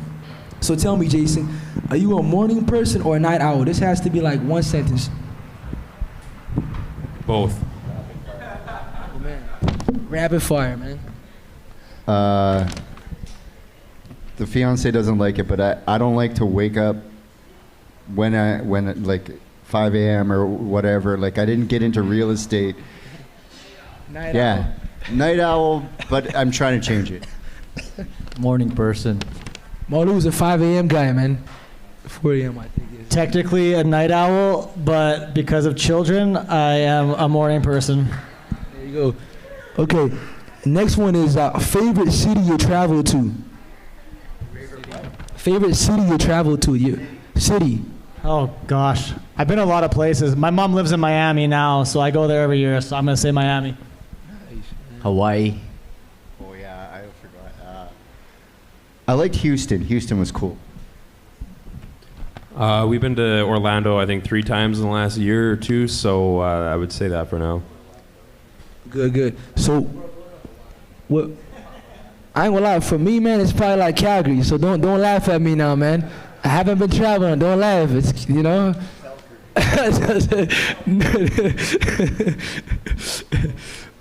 What do you do outside of work?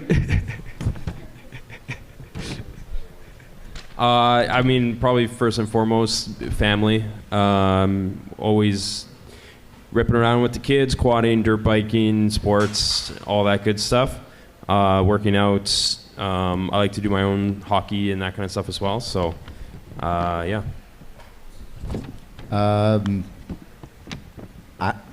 I mostly just work and then deal with the kids. Playing Skylanders is what I'm up to these days.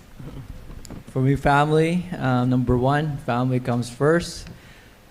I go to the gym every day, and that's it. Play basketball sometimes. Family same, but I'm an avid golfer. I try to get out 3 times a week. I don't know how many of you are into vibe coding. That's what I've been on recently. I just been on the cloud trying to figure out how to buy back my time, trying to do all Nah, actually, for me, it's, I play basketball, man. I'm a big believer in sports, man. I really like playing basketball and bringing people together using basketball, too. Other question is, what's your favorite podcast? Favorite podcast? Yeah. Can I name 3? A fun one is Bad Friends. It's a comedy podcast, absolutely hilarious. I'm a diehard Philadelphia Eagles football fan, so I have naturally Philadelphia Eagles podcasts always loaded up in my car. And then Bigger Pockets, you can go through those. There's so many episodes on Bigger Pockets, they're great. For me, Dropping Bombs. I don't know if you guys know Bradley. Yeah, he's my favorite. I like watching old Brian Tracy and like those really old guys where it's like a VHS of like a seminar from like the 80s or something. So it's just the presentation. I podcast a lot of this, but that's really edited. I like that. So old mindset seminars. Yeah, I would say Bradley, Tony Robbins, Ryan Pineda, Hermosi, all the big classic ones. Nice, man. For me, I'm going to have to say Andy Frisella, real AF. I don't know if anybody watches Andy Frisella stuff. That dude right there, man, I think he's changed my life, you know what I mean? Next one is, what's your favorite book or one book that's changed your life? I'm not a big reader. I've hacked my way through a few books, but off the top of my head, I don't really have a solid answer for that, honestly. It's kind of a generic answer. Rich Dad Poor Dad is a pretty good one. Like, it's not what I started with. I started with Stefan's book, Money, People, Deal. It helped me put the triangle together, Money, People, Deal, how to assemble deals with no money. But Rich Dad Poor Dad there's something to it. Like, if you haven't read it, I know a lot of put the people their hands up. Read that. Yeah, for me, Rich Dad Poor Dad as well got me started and got me thinking of other ways around to make money. And one other book is Stefan's Self-Made. If you guys got to read that. Same as these guys. The whole Rich Dad Poor Dad series, give them a read. But actually, the first book that really got me in is a book called Building Wealth One House at a Time. I can't remember the author's name now for the life of me, but that book is like ground level basics of literally what it says, building wealth one house at a time. And that's what got my mindset started on this right from the beginning. It was a great book. I highly recommend it to everybody. Nice, man. I think I'm going to have to say Think and Grow Rich, man. Napoleon Hill. You can't go wrong with Napoleon Hill now. Okay. My other one is best advice you've ever ignored. Ignored. Someone told you to do something. Fuck, I don't know. Best advice I've ever ignored. I ignore a lot of advice. I ignore a ton of advice. I really do. Oh, God. The best advice I ever ignored. I don't know. Do you have an answer? Okay. Never fall in love with a property. Because I lost There money. you go. After a decade in real estate, I should have bought the houses when they were 50K. They're not 50K anymore. That's the advice. Like, when I had the chance a decade ago, the advice, I was like, I'll buy houses when I have more money. No, they just keep going up. Buy a house, buy something, buy a duplex. That was the advice I wish I would not have ignored. It's good advice. What is it? I think just like not taking advice from people that aren't where you want to go, like just as a rule of thumb in general. I don't have any specific ones, but obviously everyone around you, they're trying to protect you, they're trying to keep you safe, and they're telling you to sort of play small, but if they're not where you want to go, then, it's best to kind of ignore that and blaze your own trail. I'm probably gonna take the different approach, man. I think for me is like growing up in the community, you meet certain people, and especially growing up with a mom, right? There's like they protect you, right? And they'll tell you certain things like do this, do that. You know, don't go with this person. But actually, when I got robbed and I lost like $50,000, my mom was telling me to not go and hang out with these people and not trust these people.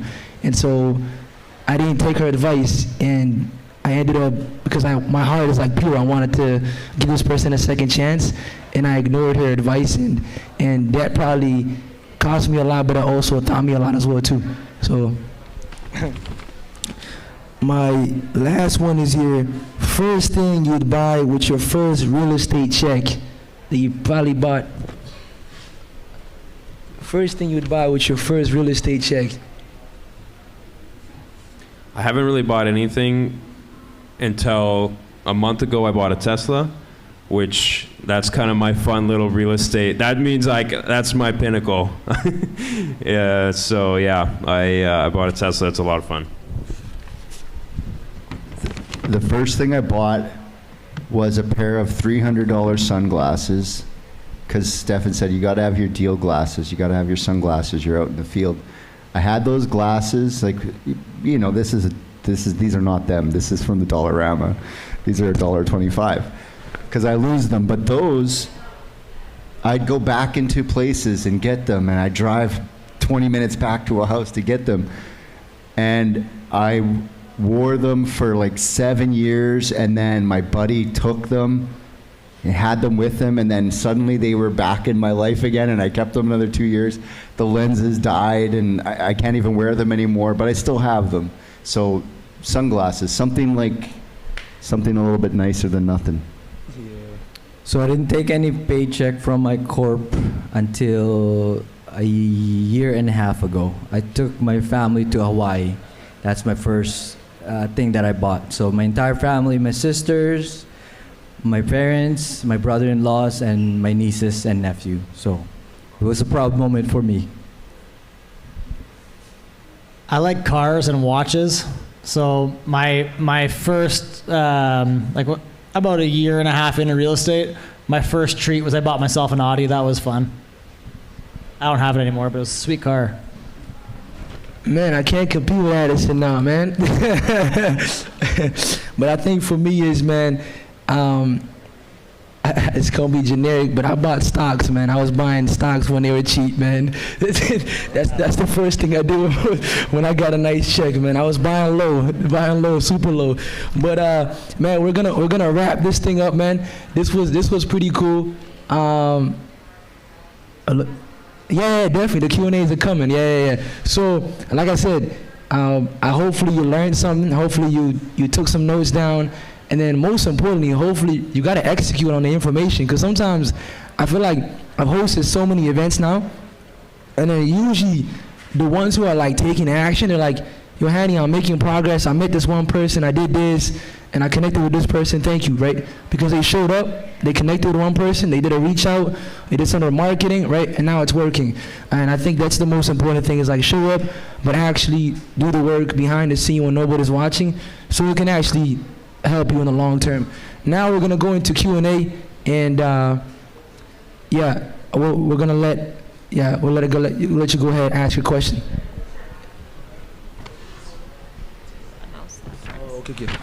Okay, so we're gonna do a quick announcement, and then we're gonna get into your Q&A question afterwards. So Esther Sandy, as you guys know earlier, she came up to speak. She has a book that she's launching. She has a book launch. The book is called The Psychology of Compounding. She's gonna be celebrating her release. The venue is gonna be at Norwood Hotel. The date is Friday, July 10th. And like I said, Esther is very passionate about helping people. She's very passionate about, we all up here are saying which book we like, but I feel like, when you write a book, that's could be that's a big milestone, So Esther, congratulations for taking the leap of faith, because you know what they say, there's a lot of ideas that are being hidden, but when you start sharing them, people really get knowledge from it and wealth. So yeah, connect with Esther afterwards to learn more about her book launch coming up Friday, July 10th. So now we're gonna go into Q&A. And I think you had a question. Yes, absolutely. I just wanted to know, if we don't have time for everybody to answer, that's okay, but I just want to know in the last 6 months, I want to know a humbling experience, because right now you guys are on stage and everybody's looking up to you, but I want to know something that's going to bring you down. But let's not forget that the humbling experience is there's always something to gain from them. So I just want to know in the last 6 months, a humbling experience. Maybe your foot was in your mouth. No one's perfect. I want to know them. I have a mic. I'll start, I guess. Yeah. Oh, yeah, I know.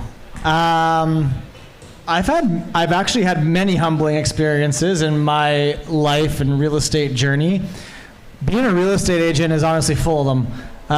You go through more ups and downs than you could ever possibly imagine. And I also wear my heart on my sleeve, so I feel the emotion of my clients a lot. You know, I posted on my Instagram like 2 days ago. I had the last 2 weeks, literally the last 2 weeks just now, I had 2 deals for my sellers fall apart. I had 2 buyers lose on like their dream homes by $5,000, which like never happens with me. I had my apartment basement building flood. I had 3 other places flood. You know, for most people, you know, they would crawl into a hole and be like, I'm not coming out for a long time. But to be honest, like I just said, fuck, like what else are you gonna do? Buck up and you attack the next day.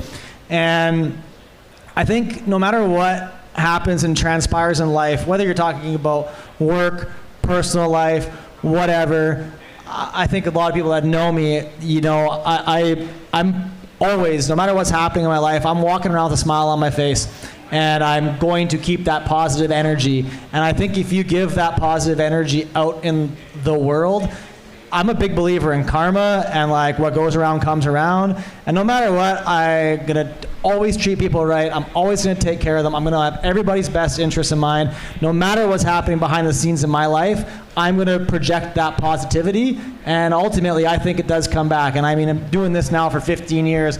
I believe it's totally true. And I may not be the smartest person in the world, but I will always strive to be the nicest. And I think that's incredibly important in business, in life. For me, my humbling experience would be golf. Because one day I think I'm good. I'm gonna teach you. Some days I feel like I don't know anything. So it's like life, you know. They're good and bad.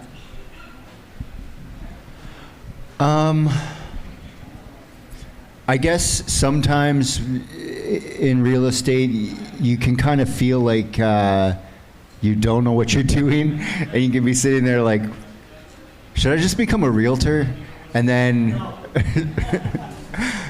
and then I'm like, I don't want to like do that. So it's like, I know that I'm like in a spot when I start thinking I'm going to be a realtor, but no offense to realtors, it's very important. It's a part of the business, but it's like humbling experience, just doing the thing. It's like that whole digging for the gold, like 1 foot away, you know, like you could be digging and digging and digging, and you hit pay dirt. It's that not giving up section, because we're all in it doing whatever our pursuits are, but it's that extra bit before you get to it. The humbling experience is, feeling like you don't know, even though you've been in it a decade. You're like, what am I even fucking doing with my life? Those moments in the existential crisis in the car, that's it.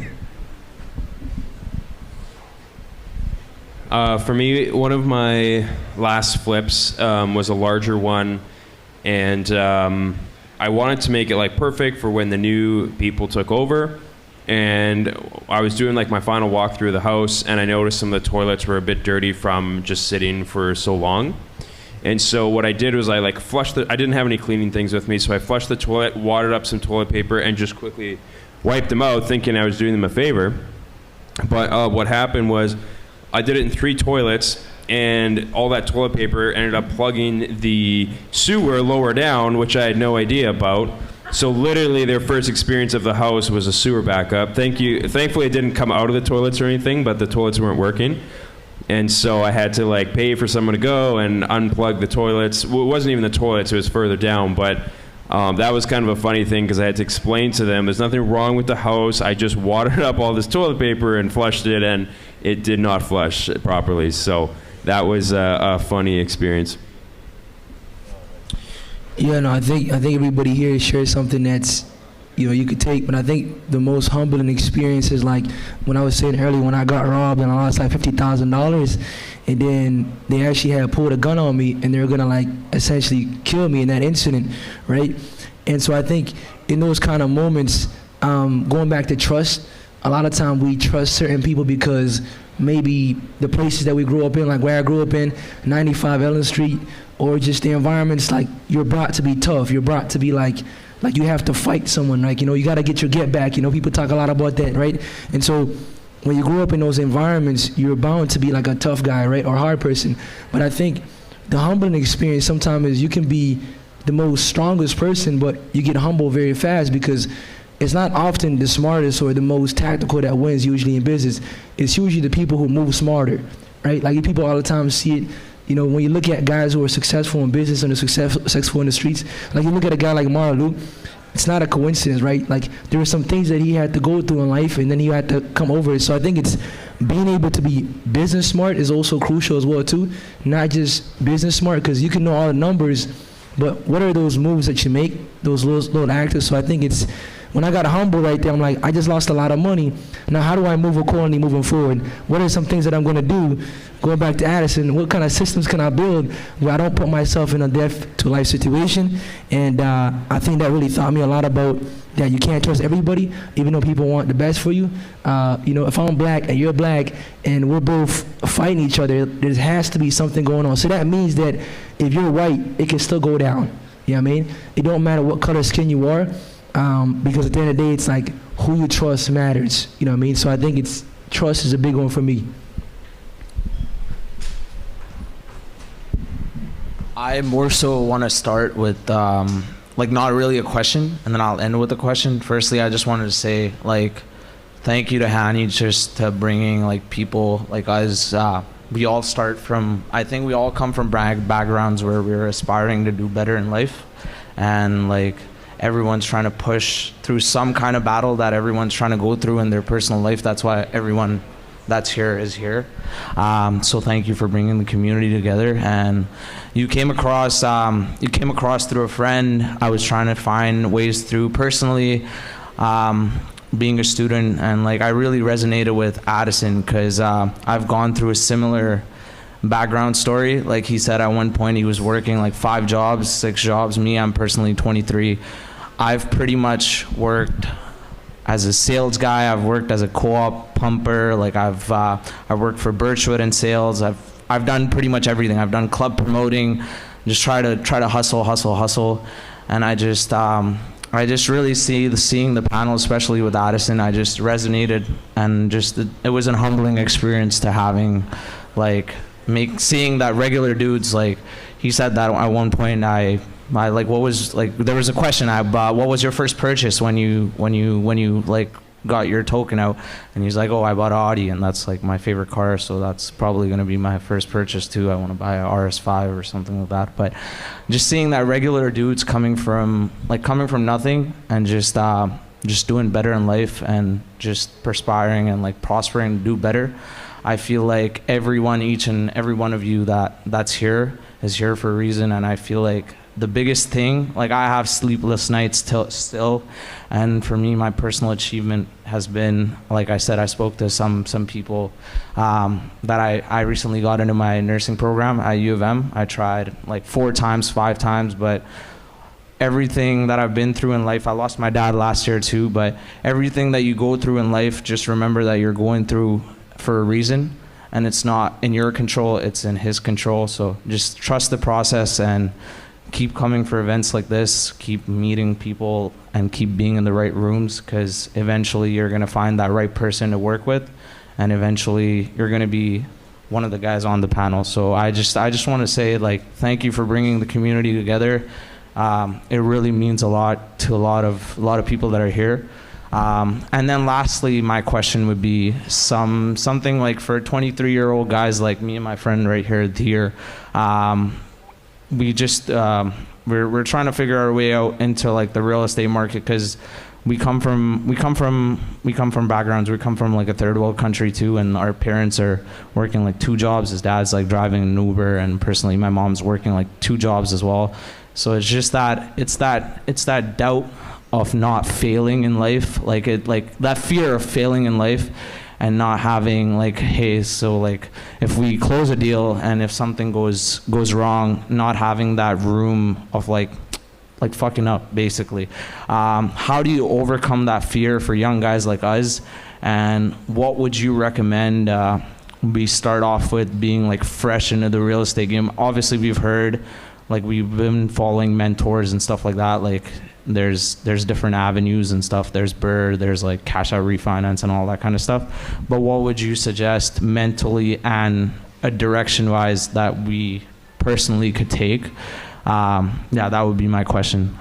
And Addison, man, by the way, you're a great guy, man. Like I really see myself in you, because I've done exactly, except for cashing out on that check and having an Audi. I don't have that right now, but eventually one day, and God willing, I'm gonna get there. But I really resonated with you, so just something that like you would like inspire us to do as young guys. Thanks, Arnav. Appreciate that, man. Seriously. If I would give a recommendation, if you want to get into real estate, and you want to start, one of the biggest things I would recommend is pick something. Pick something. Don't be scatterbrained. Like, there's so many different ways of doing this. Like, you know, look at Bryce saying, yeah, like, pick it. If you want to BRRRR it, go all in on BRRRR. If you want to do what I did in my first home and just put 5% down and just be like, hey, get my feet wet and just go buy something 5% down and go sit in that property, go do that. If you want to go all in and do a massive flip, go do that, right? I think you need to figure out, and this is part of like what I do. I don't coach per se, but I do, just because of naturally as being an agent. I'm a coach, I'm teaching, right? My biggest thing to people that want to get invested in and come to me as an agent and say, I want to get into it, my first thing I say is, okay, let's analyze how much money do you have? How much money do you want to spend? What's your risk tolerance? Now let's narrow that path, and we'll figure out exactly what I think is going to be the best route for you, because I've seen it in 10 years of being an agent and helping hundreds of people get into this. I've seen people get into it, get sour in one way or another. Even though it's been successful, they didn't like it. They don't like managing tenants. They didn't like managing contractors in some instances. They didn't like doing it themselves in some instances. There's certain things that always break the path. So how do we make that path the easiest way possible, especially at the start, so that when you get into it, you're not already turned off of it, so that that can help that growth if that's what you want to do. That's my biggest advice. Pick your lane. No, 100%, man. We're probably going to take last question. We got Carolani, his hands up right there. We're just tight on time. Last question.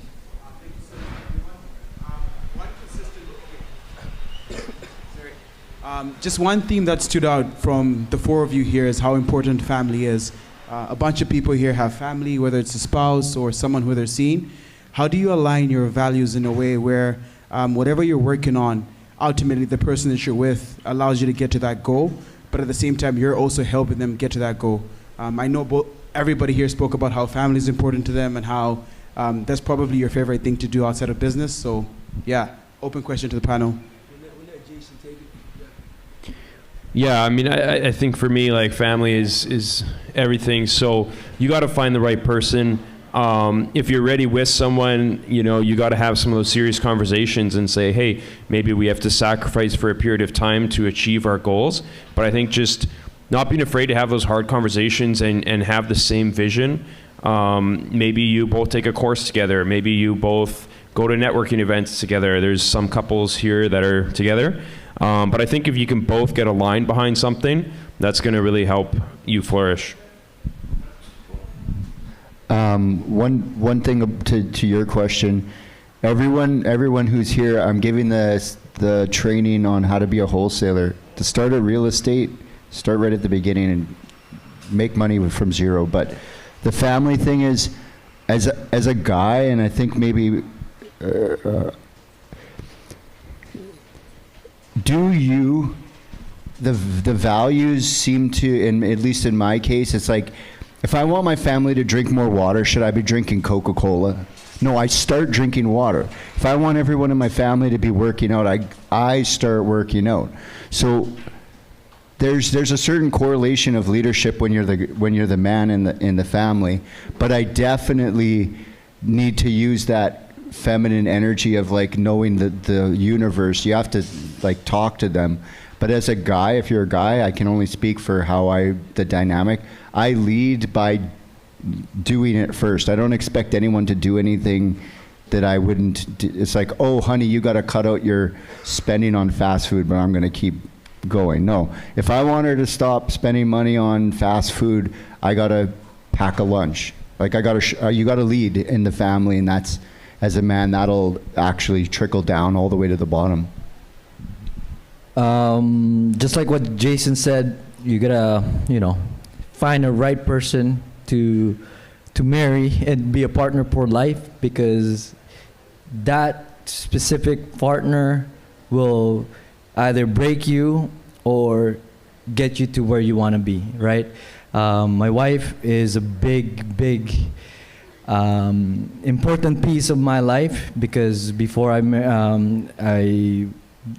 was dating her, I was selling drugs, and I'm not very proud of it, but she put me to the right path and got me to start working full time, and now we built our own family, and she trusted me with everything that I wanted to do. I told her I wanted to buy the coaching program.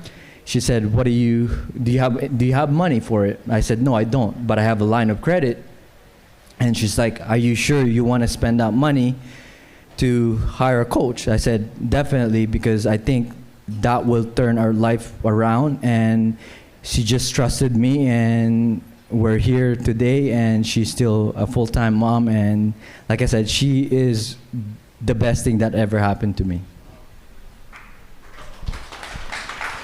We didn't get Addison. I'll send it off on the last one here. Who you choose as your partner is incredibly important. I will mirror that all day long. I also think, hey, we're all still learning here too. I self-proclaimed, I think I'm the busiest person that I know. I really do think that. And it's not always easy.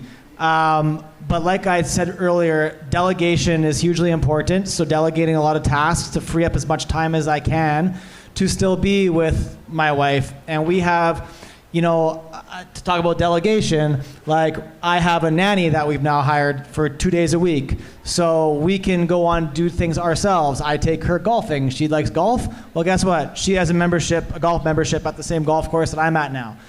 She enjoys it. It's something we can do together. It gives us time when we go play 9 holes or 18 holes. We get to talk. It's not as much as me on my phone. When I'm at home, I'm on this thing a lot. So finding common interests is really important. As a man, it's listening, and always listening and understanding where pain points might be. And that was where I came down this path of like, hey honey, you're getting super busy, like I just want some time. Like my wife's very vocal. She goes, honey, I want your time, right? I want your time. And I want to be there, and I don't want to be that absent husband and father. So it is time, and time is difficult when you're busy, but how do you make that time, and how do you time block and delegate certain things to allow that? So like the nanny service was one thing that I was like, hey, I'm going to spend money for this so that I can get time back with my wife, right? And then obviously I do have dedicated times with my kids. Saturday mornings is my time with my son. I take him skating right now, and it'll be the next event will be something else, but Saturdays from 7 a.m. until 1 p.m., it's daddy and Wells dates, right? Like that's, I think, really important. And the wife sees that, and that's important for her too. So that's where I would say.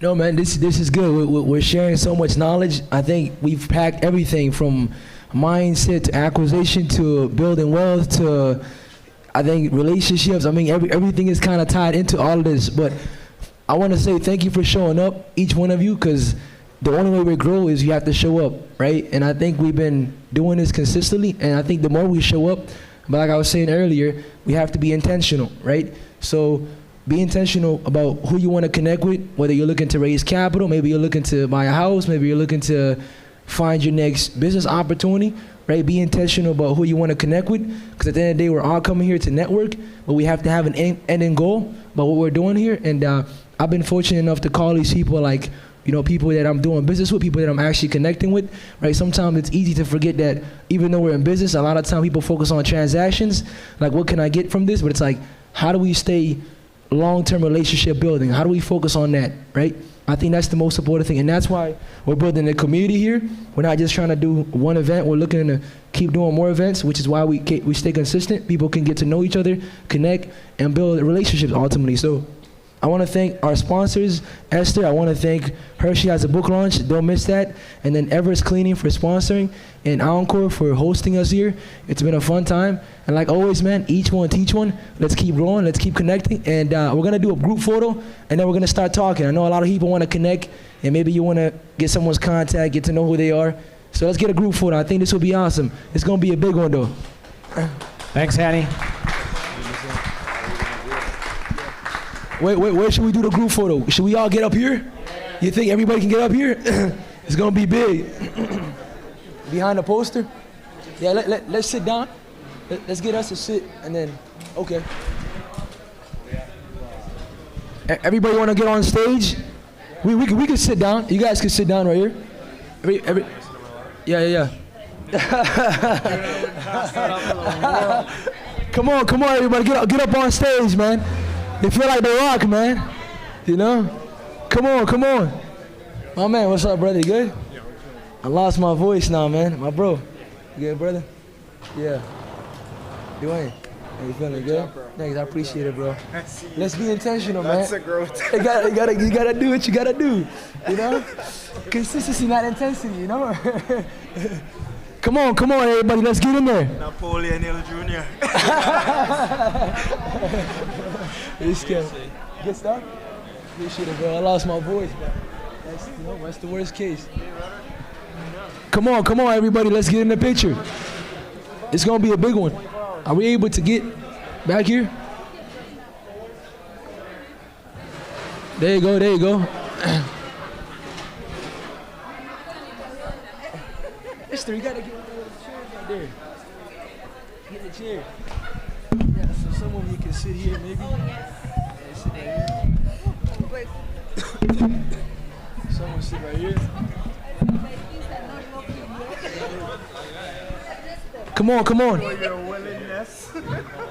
I think it's gonna block, but yeah. Come on. Let's do it. Let's go. Come on, everybody, get in there. Come on. Yo, squeeze in. Let's go, Sammy, get in the picture. Sammy, come right here, man. Let's go.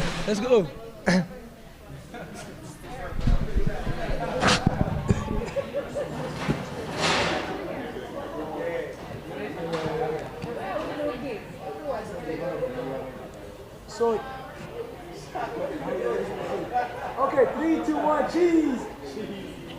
3, 2, 1, cheese.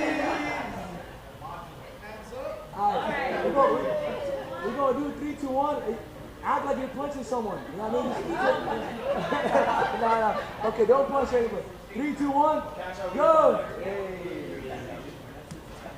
I like that too. Yeah. And then let's get one, just us four right here. Yeah, Addison, let's get one right here. Before they start talking. Good job right here. Let's just get on. Yeah. That's fine. We have to be up here in front of you. Addison, let's get one. Be up here. Behind the phone. Yes, sir. Right here. Get back on. Maybe with the screen. You want to show that screen? Be able to get in there? You gotta be sitting down. You gotta be sitting down. Yeah, thank you, bro. All right. You have to sit down. Gotta leave the mic. Oh, right here. Why not stand up? Stand up. Yeah, let's go up here. Watch your muscles. I'm gonna make my look good hard. It's all straight down.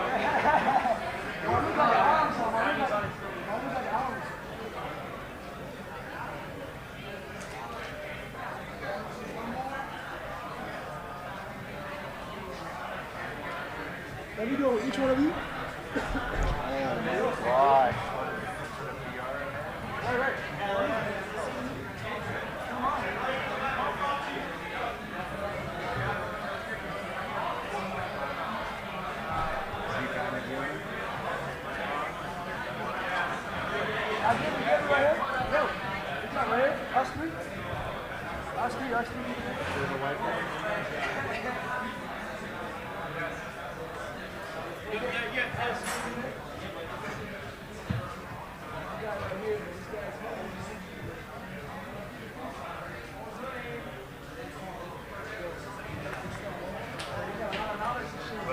And you're over 40 and you jump on. And I'm dead and I'm watching.